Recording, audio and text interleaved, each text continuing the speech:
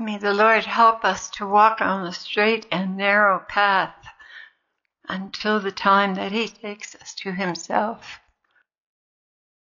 Lord, I am here. Please share your heart with me. The Lord began, your obedience is very important to me, Claire. You limit what I can do through you by your disobedience and self-will. And what that's about is my curiosity. I asked somebody for a news report, and I could tell the minute they started talking that that was the wrong thing to do. For the sake, he continued, for the sake of your love for me, can't you exercise just a little more restraint? I am quite serious, beloved. I've had to cancel some plans I had for you because of your lack of restraint. I know you can do better, much better. Temperance is a ladder that takes you to heaven. All that is needed is to step up one rung at a time as I prompt you. Call on me and I will help you. But you don't call on me, rather you indulge. Do you see how destabilizing this fault of yours is? I know you can do better. Will you just try for me? I said to the Lord, I need more grace. And He said, you do have more grace, but there's no shortcut to cooperating with grace. No means no, and without your obedience, we're getting nowhere. You're missing out because you toy with me, not giving me your all. Do you see this? Yes, Lord, I see. Are you willing to change and to love me the way I deserve to be loved? Love and obedience are inseparable. It is by your obedience that you demonstrate your love for me. As I said last night when you opened your Bible, these people honor me with their lips, but their hearts are far from me. You can do better than this. The question is, will you?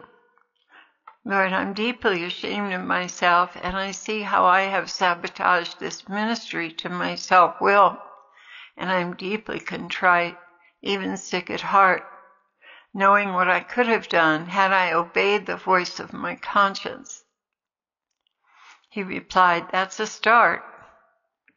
Now put it into practice, for I will not strive with man forever.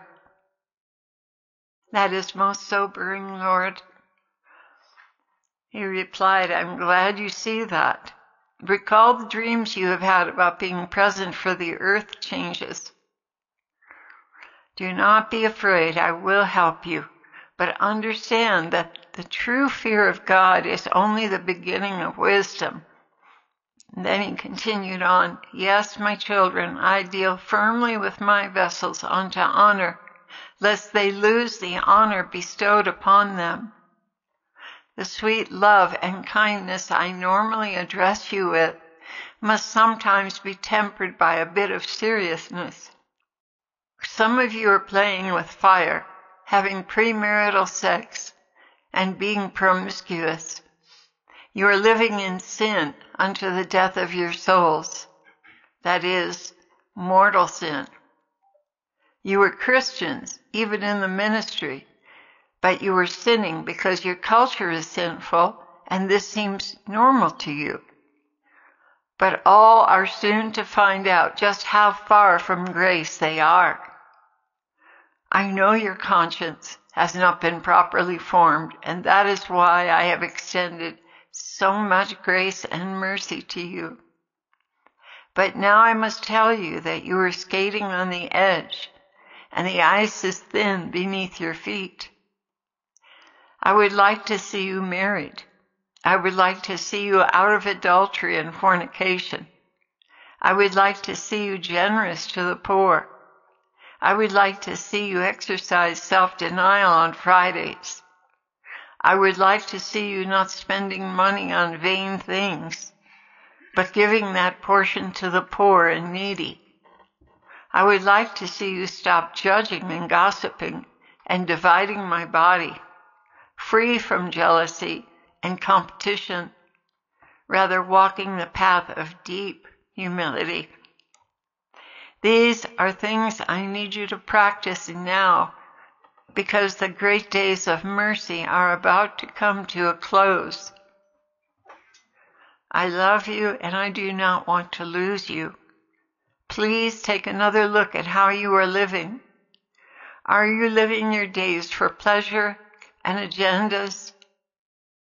Or are you living your days for my pleasure and my needs? In answering this, you will quickly see whether or not you qualify for the rapture. My true bride is about my business and has very little desire for the things of this world. When she passes by a poor man on the street corner, she does not revile him. Rather, her heart aches for his need, and she is quick to do something to alleviate his suffering. By telling you this, I am drawing a picture of who you must be to qualify for the rapture. I love you beyond comprehension, but I'm also a God who cannot tolerate a bride who remains blind to my needs because her heart is set on the pleasures of this world.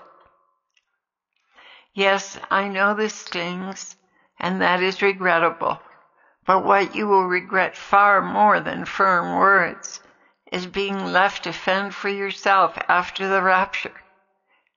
Therefore, I counsel you, buy for yourselves fire-tried gold, and on that day you will have no regrets.